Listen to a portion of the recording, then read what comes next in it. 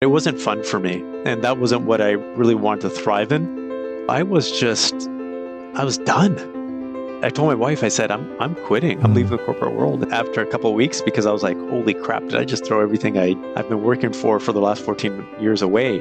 And I literally just walked into work and I talked to my CEO and I basically said, I'm done. I'm out of here. Picked up my bags the same day. But this was a really telling sign for me because... Welcome to the Seven Hats Podcast. My name is Yuval Selik, and I've been on the entrepreneurial roller coaster for over 20 years. I've experienced it all throughout my journey: the grind, burnout, failure, and ultimately, success. The turning point for me was realizing that building a successful company is meaningless if you neglect the other significant areas of your life. So today, I'm inviting you to join me on an adventure through those 7 areas, what I call the 7 hats.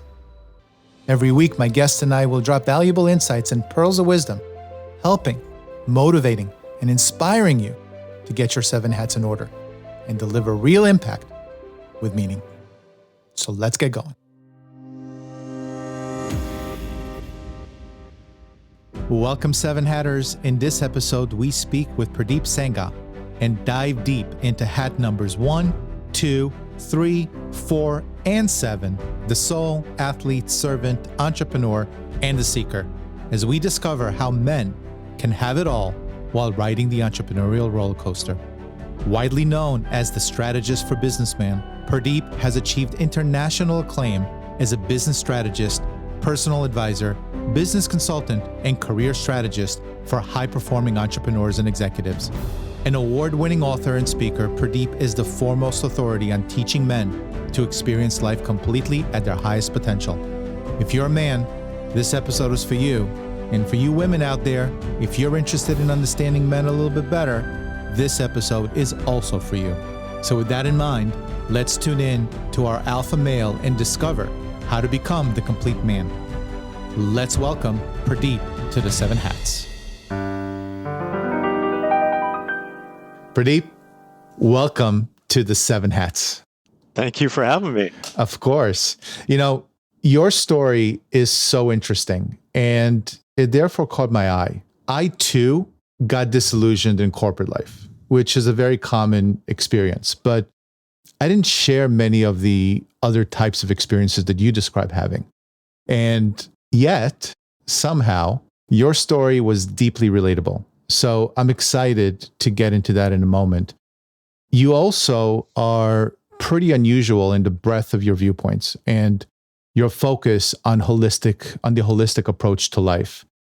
And that, of course, shares some similarities with how I look at things and the reason that I created the 7 Hats. So with that in mind, I want to dig deeper into 4 of the 7 hats today, and in this order. So hat number 1, self-love. Hat number 2, health and wellness. Hat number 3, relationships. Hat number 7, the spirit. So we can understand your take on how they affect hat number 4, the entrepreneur, and specifically for us guys. But before we get to all of that, we should find out who you are. So let's start at the beginning. Where were you born and how would you describe your childhood? Well, I was born in a small town called Kelowna, British Columbia in Canada. That's in the western part of Canada. It's about 400 kilometers east of Vancouver. So most people are familiar with Vancouver, Canada, but not so much with Kelowna, Canada. But it was basically a very small town. My parents immigrated from India in the early 70s. They settled there because that was the one place where they could find work, and they found work in an orchard. So my brother and I literally grew up on an orchard. When parents didn't have daycare, they had us in an apple bin while they'd be working. And then my parents eventually saved up enough money to buy their own orchard and expand the business from there. So that was my childhood. It was really growing up on an orchard, which was amazing because I spent a lot of my time outdoors, a lot of my time with nature, and a lot of my time by myself. Sometimes I'd be out there all day in the orchard by myself with no one around, except for my own thoughts. So it was an unusual upbringing from that perspective, but great. I wouldn't change it for the world. And then just like typical parents, my parents said, we immigrated to this country so you guys could have a better life. My brother and I have a younger brother. and they told us to go down the academic path. And that's kind of where I went down, and kind of went from there into the corporate world, as you were talking about. But I was raised in an interesting household from the perspective, my background's also Indian. Mm-hmm. And so I grew up with traditional, you can say, Indian cultural values where there's specific gender roles and differences in genders, which actually worked out well for us because it was great from that perspective. I also saw the challenges that came along with certain cultural differences as well. I saw challenges that my parents faced having their relationship. And my dad being a business owner and my mom being business owner as well, but it's mainly my dad, and the challenges he had being a business owner, trying to be the head of a household and being challenged with fulfillment his entire life. And he also struggled with alcoholism. And so I saw this different dynamic of people, and especially men. And then I also had a grandfather. My grandparents immigrated over from India, and my grandfather was a very spiritual man. And his father, so my great grandfather, was a spiritual teacher in India. And I just found out actually from my mom that I thought it was 50 years, but she said closer to 60 years. Wow. He was a spiritual teacher in India for close to 60 years. And my grandfather also had a military background. He's in the military for 30 plus years, plus a spiritual background. And he taught me a lot. So I grew up learning about spirituality, but also war, principles, what it means to be a man. My grandfather was an amazing person. My dad was an amazing person. But I saw a lot more challenges with my dad. And that kind of stemmed me to where I am today, where I work a lot with men, because I see the challenges men face. And it's a firsthand, you can say, experience through my upbringing and what my dad went through, because eventually I saw my dad and he struggled with alcoholism as long as I could remember. Was he a functional alcoholic or? Oh, yeah. Okay. Yeah, totally functional. Like he would work he was the hardest working man I know. He'd work, he built a successful business, took a lot of pride in it. But when he drank, sometimes he drank past his limits and he became a different man. And he became a man that you could see that there was some pain, that there was anger in him. And he was a big dude. He was a big guy. And if he got angry when he was drinking, you didn't want to be around him. It was a scary thing as a kid. But when he was sober, it was like, my dad's Superman. Yeah. And so I had this love-hate relationship with my dad, and I didn't know how to deal with it. And I had to learn how to deal with it because it was almost like being raised by two different people. Yeah. And that really, I started to learn psychology actually at a very young age because I was always trying to figure out when my dad would drink and what his mood was like to see how much he would actually drink. And so I got to the point where I could tell that he was going to have alcohol probably before he did. And because I would just watch his mannerisms, and I would tell my mom, I'm like, he's going to drink. And I could tell, probably within the next hour or so. She's like, no, he's not going to drink. And he would. And that was just challenging for everybody in the household. Yeah. Right. My dad was a great guy, but then he just struggled with this. And then his goal was to hit 65 because he came from India. He had literally, I think $7 in his pocket. And he built a successful business after he never struggled with money, but he always struggled with fulfillment. And 65 was going to be the pension age, right? So that's like a milestone for a lot of immigrants in Canada. You came to this country and then you get pension from the government, which is kind of like a stamp to say you did it. And what ended up happening though was he drank so much, his alcohol consumption basically accelerated his diabetes, which led to his heart disease, and he died at 64 and a half from a sudden heart attack. Wow. So 6 months before, and we had everything planned. After his retirement, we were going to do a family trips, my parents, my brother's family, our family, and it just kind of fell short. And I'd like to say that this is something that is unusual, but it's not. Yeah. Because, and we work with a lot of men and have, I would say 8 or 9 out of 10 guys struggle in some way, shape, or form in their life. And I'm not just saying, just average struggle. Like significant struggling with something in their life, whether it's addictions, their relationship, not feeling good enough, challenge in terms of, we'll probably get into it, masculinity, all of these kinds of things that impact them. So I've kind of made it my mission because I firmly believe that when you have a strong man in the household, that you're able to raise happier and healthier children, especially in the US, what we're seeing right now is over 50% of children are being raised without full-time fathers. It's having a massive impact on the family unit, and it's an epidemic. For sure. We'll definitely get into that, but I want to go back just a tiny bit on emulation. Usually our personalities are an attempt to either emulate or rebel against one or both of our parents. Which of your parents would you say had the most influence on you, and why and in what way? Both parents. Mm-hmm. Both parents, I would say equally, maybe slightly more my dad, because of seeing my dad's challenges, I've made it my life's mission to do what I do. That's my passion. That's my purpose, is to help other people. And my dad was a very chill guy, a very loving man, also at times stoic. And I don't think people really understand what stoic means, but he was an ex-police officer too in India. And so he was a very masculine man. So when he was sober, he was like, you could feel his presence when he walked into the room. And people still talk about my dad to this day. He only passed away 3 years ago, but just the presence he had, very well-statured man. He had a turban. So he was just very well put together. But on the flip side, he was also very emotional. He wasn't afraid to show that he cared. He wasn't afraid to show that he was sad. He would cry openly and show his emotional side. And he taught me that it was okay to do that as a man, because I never thought that my dad wasn't manly at all when he did that, just because of who he was. So I got that side from my dad, and living life to the fullest, I think. And one of the other things that am coming more to the realization of is that my dad had a lot of passion in him, but he wasn't able to find that outlet. And he wasn't able to find, because he just didn't have the education, Western education. He was challenged with raising a family and feeding his family back home in India, like his parents sent money back. So he didn't get the opportunity to live out his life the way I think he wanted to. And he had passion. And I feel that passion in myself and some of the struggles. On the flip side, my mom also went through a lot of challenges. Her dad passed away when she was 8 years old. Her mom struggled with cancer and passed away 3 days after she got married to my dad. And so my mom is a very strong woman. Physically, she worked a lot in the orchard. And she taught me a number of things. She was kind of anal as well. So she taught me how to do things well. So if I'm going to do something, put everything I have into it and do it well. Do it with precision, do it with accuracy. And so that was a good thing. And she taught me, she has this one saying that I say to my kids, which is basically, God gave you 2 hands and a brain. You might as well use them. Yeah. And so she taught me to be independent and do things for myself, which is great, because in the typical Indian culture, what ends up happening is the boys get pampered. Parents do a lot of things for them.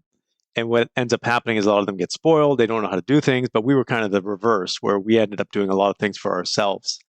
I tell my kids that I want my kids to learn how to do things themselves, even if they fail. So those are the two sides of my parents. My dad was very chill, he was a party animal, loved to connect with people. My mom was very, you can say, task-oriented, very precise in her way. And she taught us to be very independent. So, usually your mom was an entrepreneur as well, because she was working, right, in the orchard, and your dad as well. Yep. We all know how difficult relationships are as an entrepreneur with a non-entrepreneur. Now you add another entrepreneur with their issues and struggles. How was that relationship like, and what did you learn from it as a dynamic marriage from 2 entrepreneurs? Well, I think for the most part, my parents had a good partnership when it came to the business, because my dad managed the operations, my mom managed the administration. So that was okay. She did some work out in the orchard and with the other businesses that we have, but basically it was administration. She spoke better English than my dad, and my dad was just kind of the hardworking guy. So they had their different areas, and there were times where they didn't agree on decisions.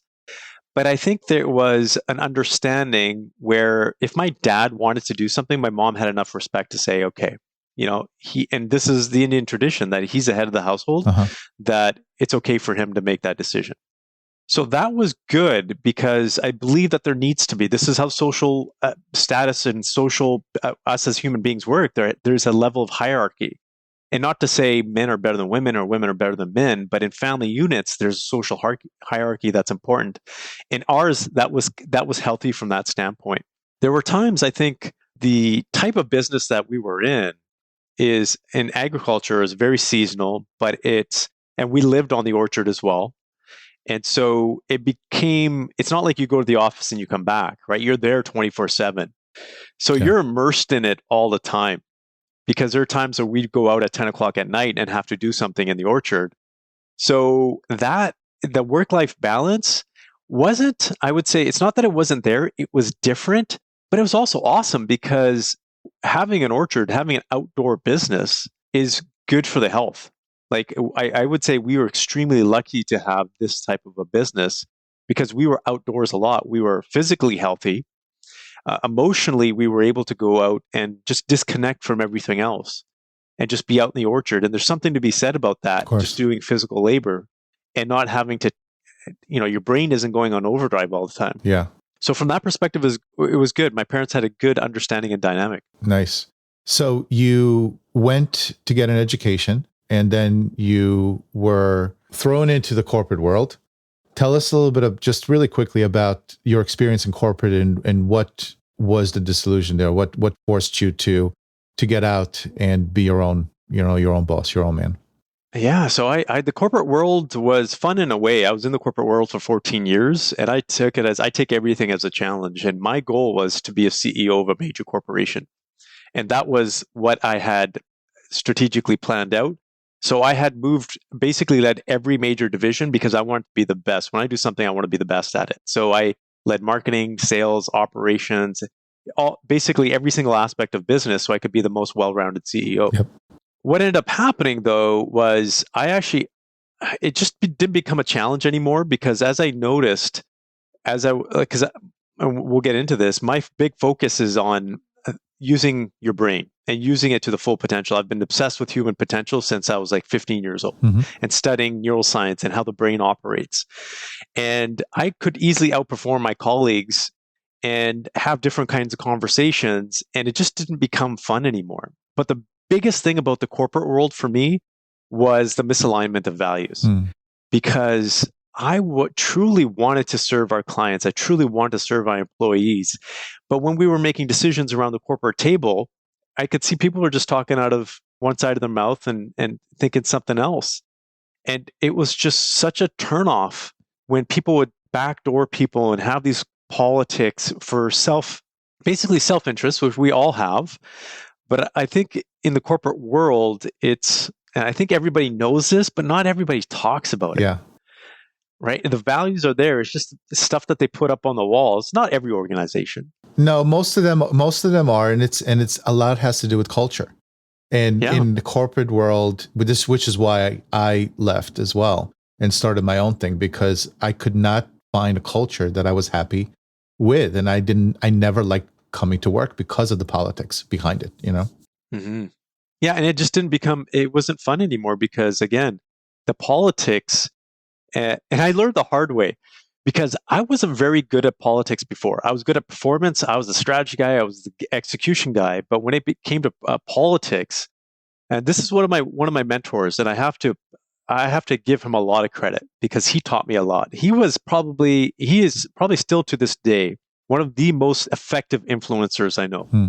Because he could literally, I tell people, he could basically swear at you, punch you in the face, and you'd walk out of his office with a smile. And who is this person? His name is Jim. Him and I we haven't touched base for a long time, but basically he was just an everyday person that just understood people, and he learned it through experience. And so what ended up happening was I learned the you could say the negotiation side, the politics side, just basically to get through the corporate world. But it wasn't fun for me, and that wasn't what I really wanted to thrive in. And so, long story short, when the time came to pull the trigger, because I'd built my skills up to say, okay, I had a few select organizations that I wanted to be a CEO of, and when that time came, though, I was done. I literally, I think it was around winter in December, and I told my wife, I said, I'm quitting. I'm leaving the corporate world, and she said, "What is going on? Like, what's happening?" Were you scared? I was excited at first. I was scared after I made the decision. The logical brain kicked in after the emotional brain. I was scared definitely after a couple of weeks, because I was like, holy crap, did I just throw everything I've been working for the last 14 years away? Yep. And I literally just walked into work and I talked to my CEO and I basically said, I'm done. I'm out of here. Picked up my bags the same day. But this was a really telling sign for me because it was almost like, how do I say it? They didn't really care. Yeah. Yeah, just simply put, they didn't really care. It was just like, okay, see you later. And I think they felt like I had betrayed them as well. And then a number of the people that I thought were my good colleagues and good friends didn't even reach out. And that was a telling sign for me because I said, okay, that's a good sign. I need to continue going forward. I didn't burn any bridges, but it seems like they were burned for me. So that was good because I just continued to move forward. Yeah, I just had some chills running down my back because it was the same for me. And I'm sure a lot of listeners would have empathy towards that, because the reality is when you try to leave the corporate world, they don't get it.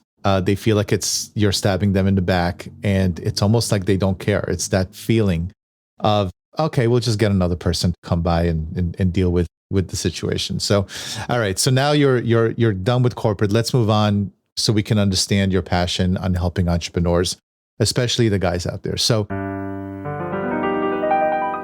I think the first question I want to ask, and we spoke a little bit about this earlier, is why are you only focused on men? I mean, there's got to be tools that you've got for women, but why are you only focused on men?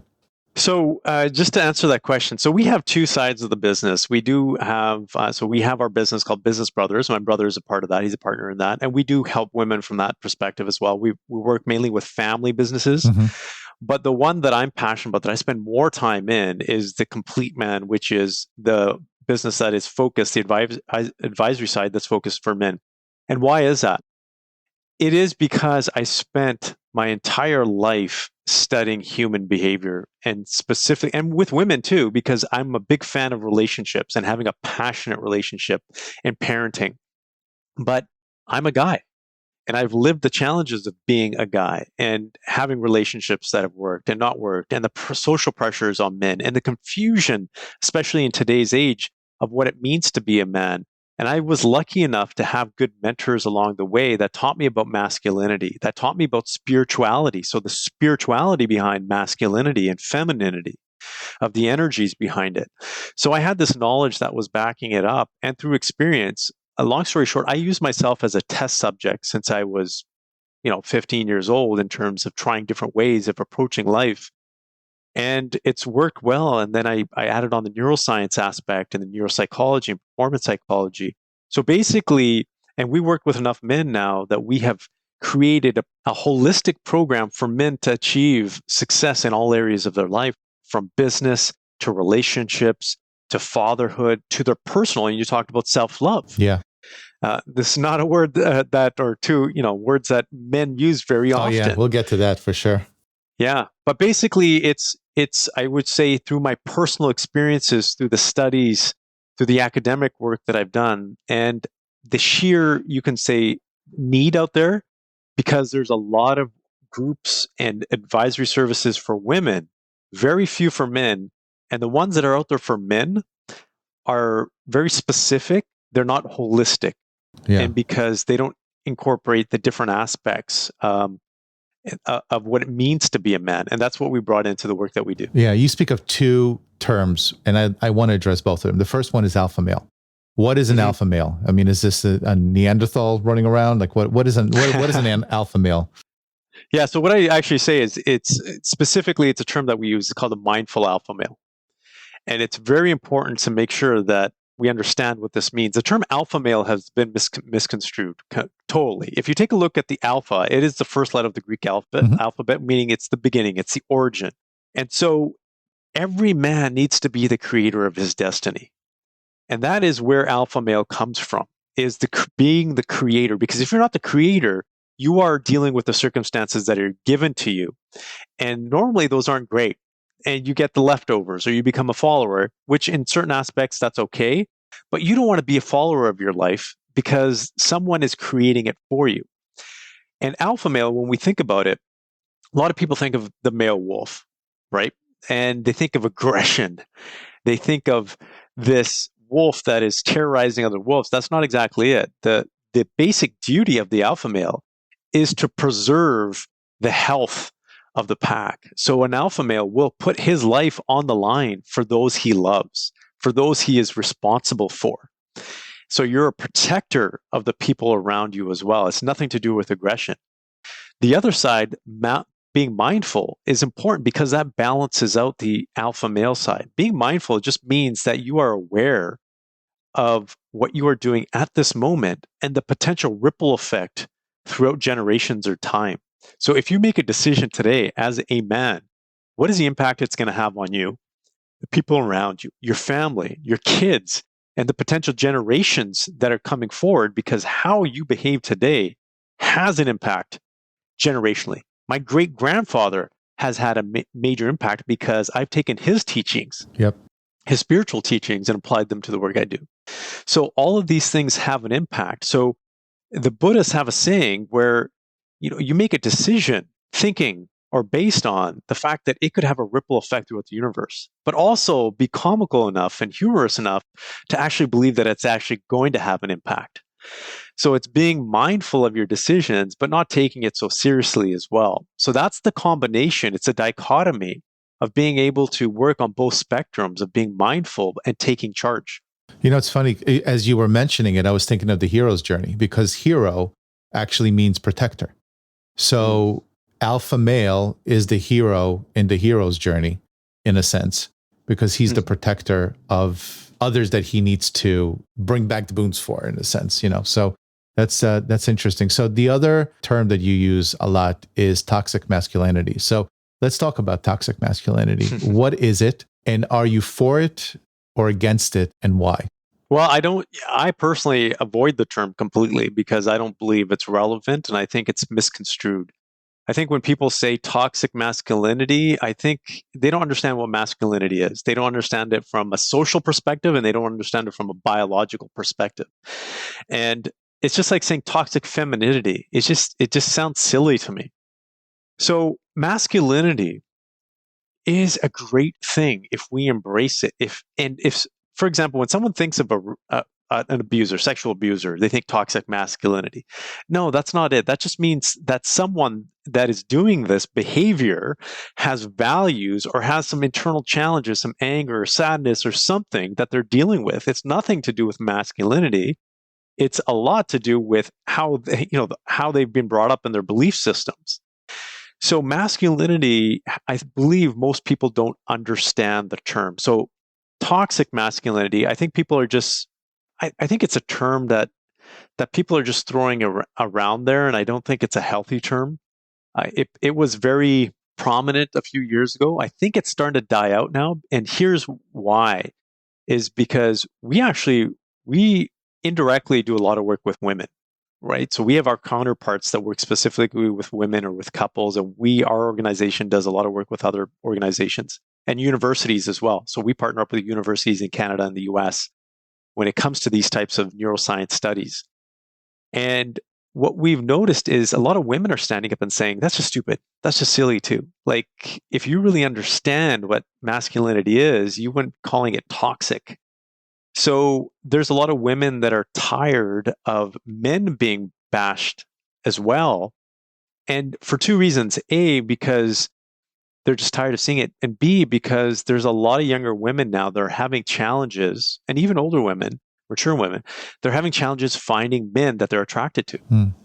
Because the masculinity has almost been beaten out of us. Yeah, it's like men don't know how to be masculine anymore, in a sense. No, it's like if you take a tiger and you turn it into a house cat, a pet, well, it just loses its whole essence. Yeah. Right? And that's what is happening with this whole movement. I think it's having a very detrimental impact, and we're seeing that right now. Because like I've mentioned, I have several colleagues who work specifically with women, and especially women in the 30s now, that are saying they can't find men they're attracted to, and therefore they're not able to find partners and get into a relationship with men that they want to get into a long-term relationship with. That's really interesting. And the term stemmed from the feminist, movement of the 60s and 70s, right? Is that where it came from? Well, I don't know if it necessarily came from that because the feminist movement back from the 60s and 70s, I think has morphed, and I think it's become a lot more mindful. That movement was needed because women were obviously being suppressed and mistreated.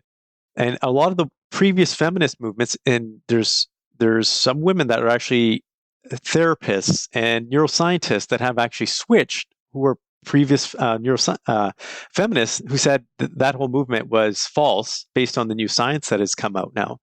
And so this toxic masculinity, I think it came around after the Me Too movement. And I think it's a result of the Me Too movement. So that is, I think, just a subset of that. I don't think it's necessarily from the feminist movement. I think it's more from the Me Too. Got it. Well, that's very interesting. So we could talk about these movements for a while, but I really want to touch upon the first hat, what I call the golden hat. So let's discuss self-love, mindset, our why.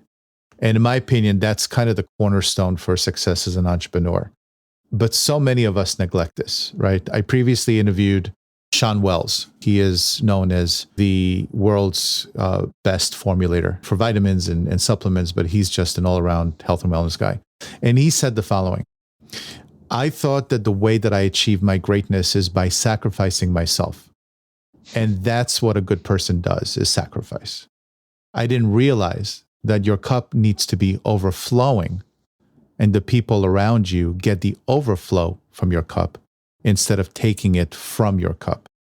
And that's where self-care is so important. So what's your story on self-love, self-care, mindset? What have you learned from your experiences being an entrepreneur that can help the seven hatters? Wow, I think self-love is absolutely important because there's an old saying, you can't give to someone else, very similar to what you were talking about, what you don't have inside of you. Yep. And I'm not a very religious person, but from the spiritual perspective of how I grew up was this concept of Simran in the Sikh religion, which means everything within us, or everything we need, is within us. And that's a very important thing. And I don't know when I realized that. And I probably didn't realize that until I was in my 30s, I think, when I realized that, hey, I can be happy with myself. And it really came down to the character of the person in terms of who I am as a man. And that's why I talk about being the complete man, because it really stems from inside. It stems from, are you proud of the person you are? Not that you're perfect. I'm not perfect. I continue to grow as an individual. And now it's fun because now it's like, what part of me can I actually advance? Yeah. Can I evolve? And so I'm 100% proud of the man I am. There are moments when I don't act the way I want to. For example, sometimes I'll yell at my kids and be like, I probably shouldn't have done that, right? That's just being human, though.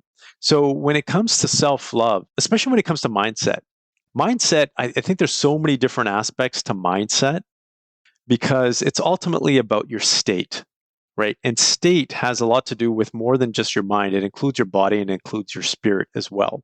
Because if you can have a great mindset, but if you're physically not healthy, Yep. you're going to be challenged. If you're spiritually not healthy, you're going to be challenged. But if you do focus on yourself, and you said something else, by giving to others, I felt like I was being, this person. Us as men, specifically, we do that a lot.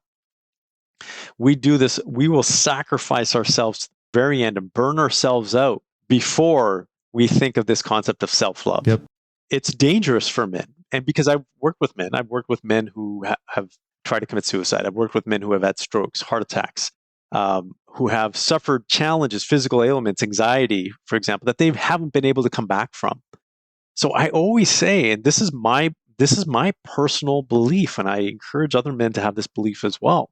If you take care of yourself, you can take care of other people. I do not negotiate on my morning routines, on my daily routines, like working out, eating healthy, meditation, all these practices I have to feel 100% myself.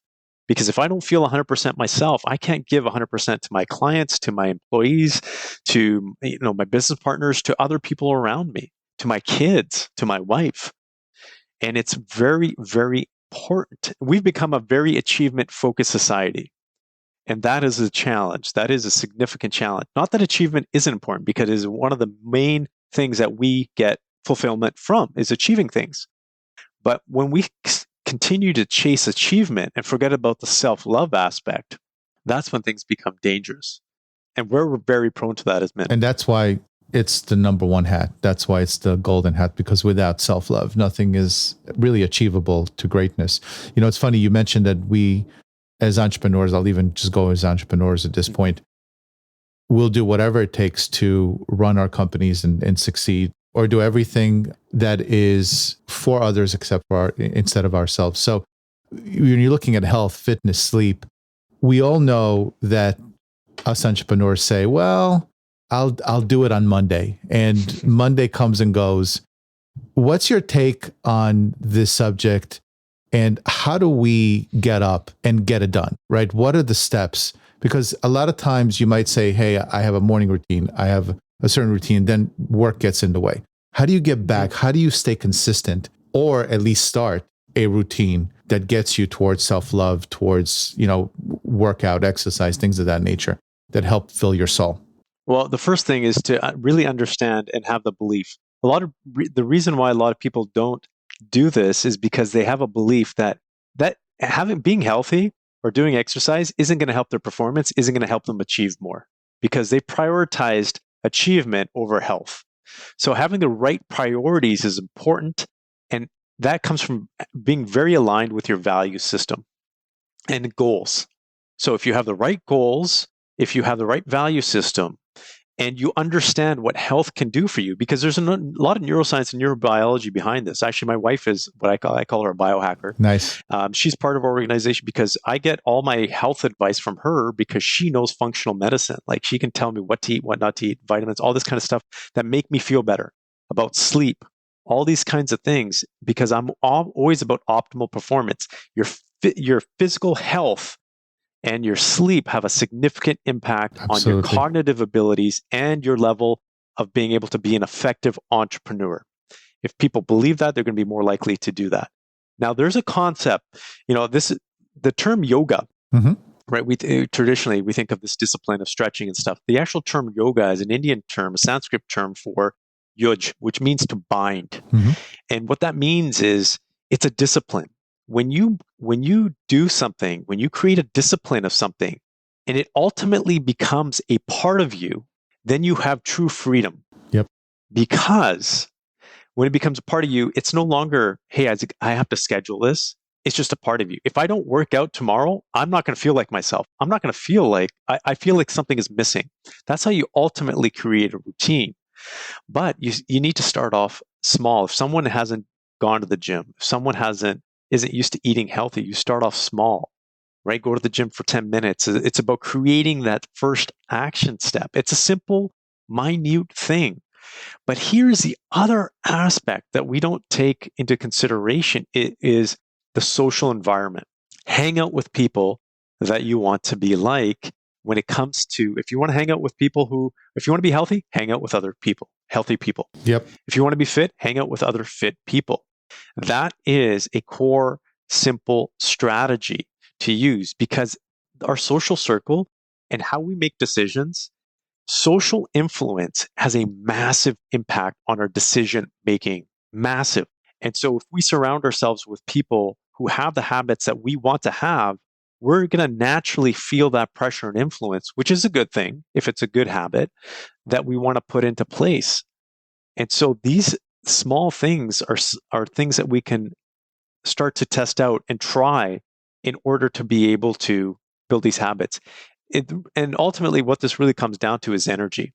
You can accomplish anything if you have enough energy to do so, right? We are an energy-based being. Yep. So spiritual energy, but also chemical and physical and electrical energy. If we're low on energy, it's going to be tougher for us to go to the gym. That's another reason, for example, people are like, I'm just too tired. Well, if you actually worked out and ate healthy, you would actually have more. It's a cycle. Yeah. It's a cycle, right? So all of these things have an impact. And that's why when the work that we do with men, we've brought it all together from a holistic aspect. We've brought it all together to show men what the complete cycle looks like, because we've systematized it. And there's 137 points that we have where if someone says that they're missing something, we can easily identify what area that they're challenged in and how to address it. It's like doing a diagnostic. And we spent the last 6 years working with universities on this diagnostic. But it really comes down to what you were talking about, which is having the discipline, and that can be built with time. And it affects everything. It really does. I mean, especially, it's not just your business, because it's so tied into your business as well. I think that's the one thing that entrepreneurs will focus on when we say, if you don't have the right mindset, if you don't work out, if you don't get enough sleep, if you eat crappy, your business will suffer. And I've seen that in my first company, which is why I created the 7 hats, because it wasn't enough to just spend 120-hour weeks in focusing on the business. It never got me the success that I'm getting now by being more holistic, more paying attention to other aspects of my life. So you clearly believe that males are very different than women, right? But what similarities are there? And how does that view square with modern ideas of gender egalitarianism, or the doctrine that says that all people are equal and deserve equal rights and opportunities? What's your take on that? Well, I think there's a difference between equality and being equal, or equity, for example. I think men and women need to be treated the same, or whatever sex you are and whatever your sexual preference is. I don't think that should be taken into consideration to say you're a woman, so this is the only thing you can do, and you can't be a corporate leader or whoever it is. I think that's silly. But traditionally, that was done, in your parents' age and your grandparents' age, right? In different countries. That's kind of the norm. Yeah, in different countries. But from a gender perspective, so when it comes to families, for example, when it comes to, hey, men are being, like, I firmly say to men, if you feel like you need to be the head of the household, then that's what you need to do, because that's part of the masculine energy. We are the leaders. We step forward. We put ourselves in danger first, because that's our energy. That's what gives us a drive. That's what testosterone is really about, that protection, right? And so when we suppress that, subdue that, we actually take away that drive. So, and I come across a lot of guys who feel like this. They may not be or feel like the leaders of their household, and that takes away the drive in entrepreneurship. So it's important for us to understand that aspect. And there is a difference in terms of how men lead versus how women lead, for example. There's the feminine is more, for example, about collectiveness, about the emotional side, where men are more task driven, for example. Not that women aren't, but it's all about different, everybody is different on the spectrum. But on the flip side, in terms of how we are similar, we are very much similar.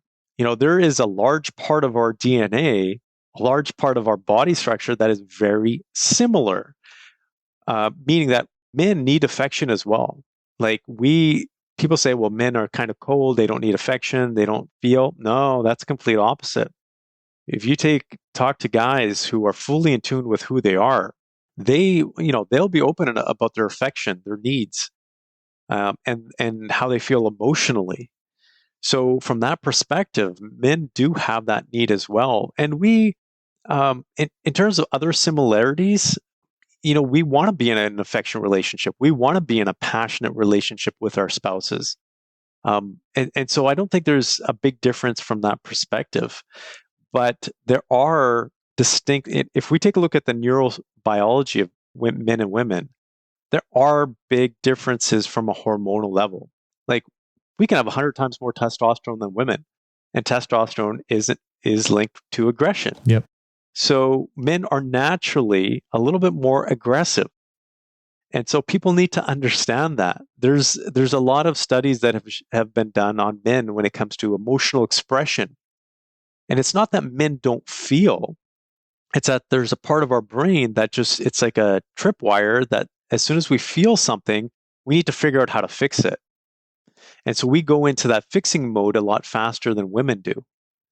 There's another thing too, for men, for example, the theory is, and it's been studied, and there's no, you can say, finality to this, but what they've said is men don't show as much facial expressions or emotions on their face expressions because of evolutionary traits. Oh, wow. For example, 100,000 years ago, if I showed fear on my face coming up against you in the middle of nowhere and we're enemies, well, you're going to see that weakness and take advantage of it.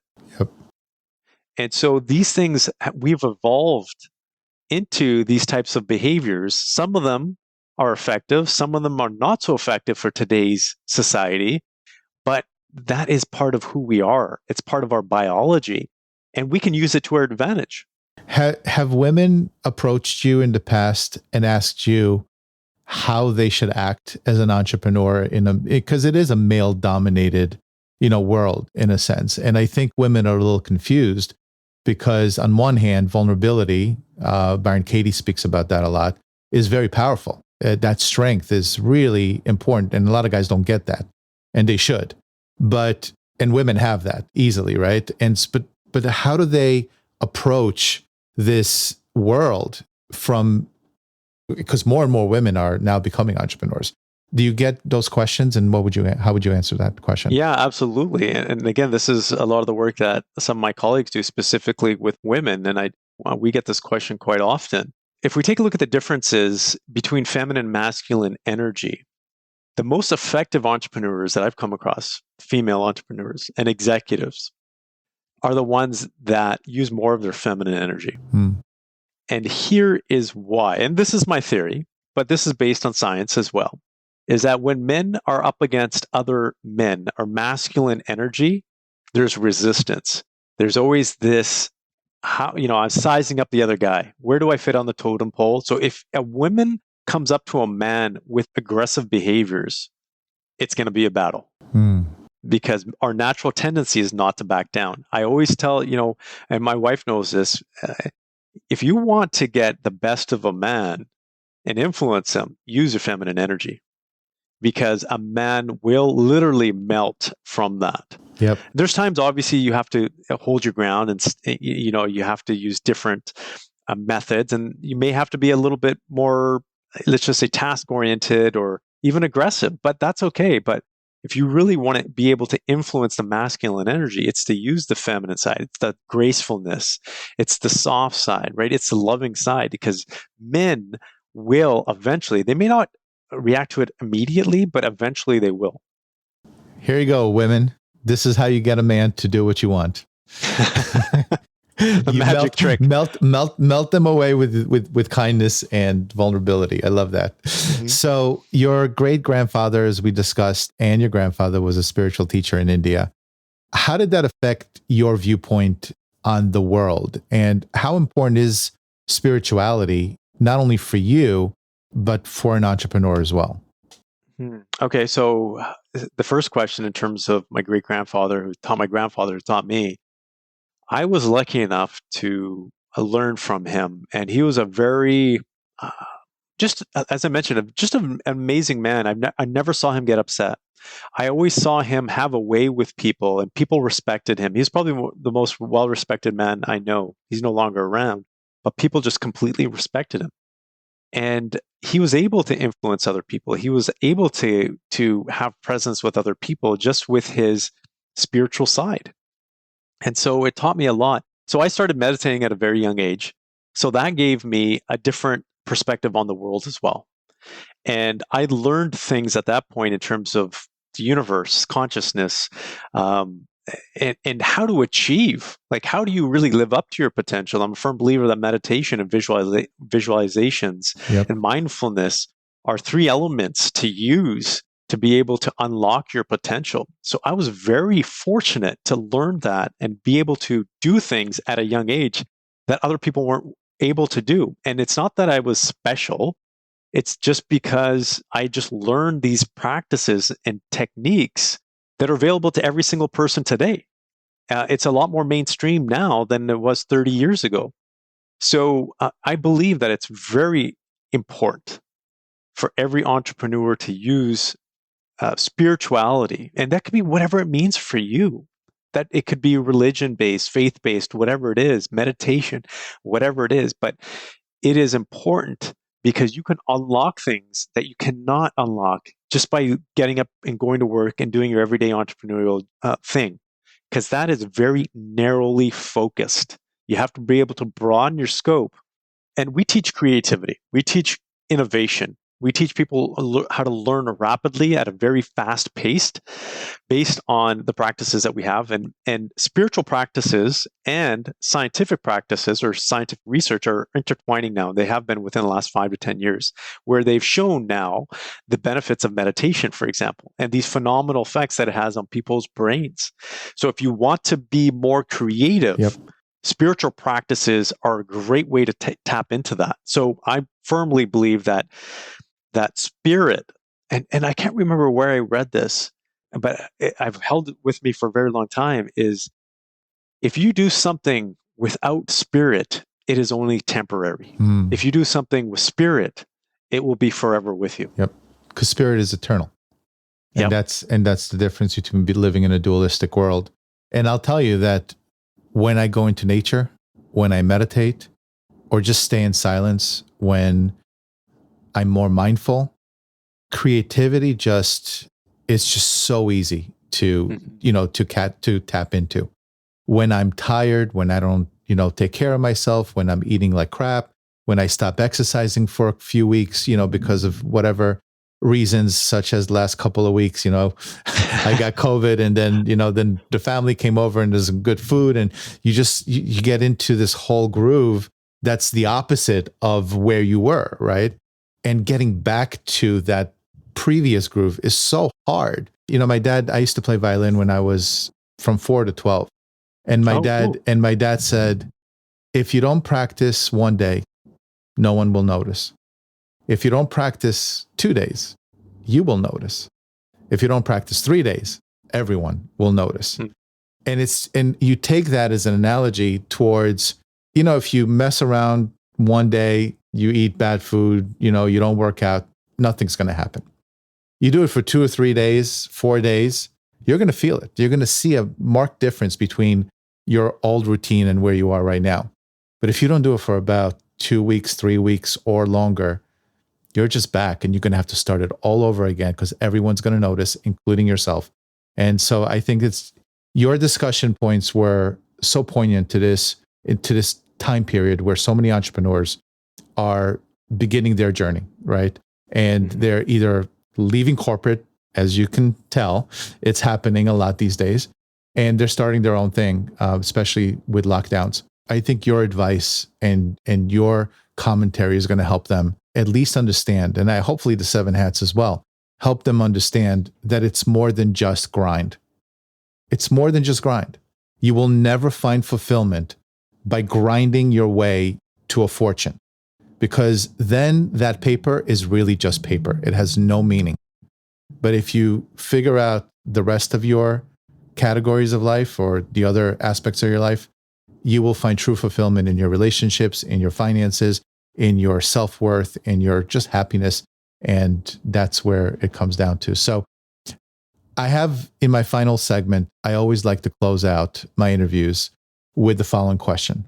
I can't wait to hear this from you. Who did you have to stop being, and who did you need to become to manifest your current success? Well, I think I had to stop being what I thought everybody else wanted me to be. And that was the biggest thing, because I know who I am now. And I know who I want to be, because I continue to evolve. But when I let go of the expectations of other people to be a good son, or to be, a doctor at some point, my parents wanted me to be, to be all these different things for other people, and realize what my true strengths were, and my true passion was, and my true meaning, and what I really wanted to do in my interests, that's when I was able to really be who I wanted to be. And I feel so, when a person does that, it feels so natural. It feels so good.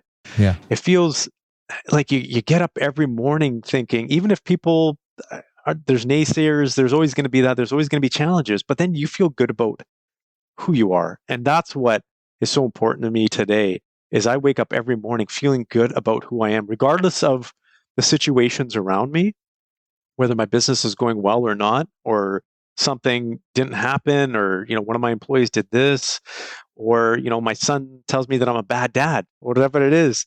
I still feel good about myself. Yes. And that to me is what life is really about. I love that so much. Thank you. Thank you. Thank you. So tell the Seven Hatters what you're currently up to, how they can connect with you, because I'm sure that they're all going to want to get a little more wisdom from that brilliant brain of yours and all that experience that you've had. Yeah, so it's so the simplest way to get a hold of me is you can reach me on most social media platforms, although I'm most active on LinkedIn. So it's at Purdeep Sangha. And I'm super excited because what we've done over the last 6.5 years with research, we've actually come together with a formula of unlocking basically your true potential, like a human being's true potential with all the aspects of life. And we're actually going to patent it probably by the end of Wow. 2022. Yeah, and we're super excited because it's a lot of work. We're continuing to evolve it. But basically, I'm excited about being able to help other people. And that's our biggest thing. And we do a lot of work with entrepreneurs, CEOs, because we feel that by helping people at that level, and they become more successful, fulfilled, and better leaders, well, it's going to have a ripple effect through their employees, through their families. That's the easiest way for us to have the biggest impact. So that's what we're super excited about. And your website, how could they reach you? Yeah, it's PurdeepSangha.com. PurdeepSangha.com. Purdeep, it was such a pleasure having you on the Seven Hats. Thank you for making the time and sharing your wisdom. I appreciate it. Well, thank you for having me. This was a great conversation. Thank you. I hope you enjoyed my conversation with Purdeep. Let's end today with a segment of the show that I refer to as What Can We Hang Our Hat On? And here's my takeaway. I loved how Purdeep challenged every man to be the creator of his destiny. Not a tyrant, but a person in charge. A person who, in an unpredictable world, owns their actions. A person who does not leave their destiny in someone else's hands. Since the days of our ancestors, the leader of the tribe has taken care of its members. This is an idea that resonates with me. In the years leading up to 2010, I was a follower and allowed others to determine my destiny. And then, one day, I found myself on the brink of losing it all. In that moment, I took full responsibility for my circumstances and stopped blaming the rest of the world for my ills. And for the first time in my life, I was able to protect my tribe. It has taken me a decade to develop my inner strengths and take charge of every aspect of my life to achieve the benefits I'm blessed to have in my life today. The journey towards being a protector of your life and the life of others is challenging, but extremely rewarding. As Purdeep states, it has the potential to ripple through generations. I wanted to thank Purdeep once again for joining me so that we can all benefit from his wisdom. And until next time, if you found this episode helpful, please hit that subscribe button and tell other entrepreneurs out there what value you receive from it so that we can attract even more high-quality people into our Seven Hats community. So for now, I will bid you farewell and success on your journey. And until next time, my name is Yuval Selleck, and I tip my hat to you.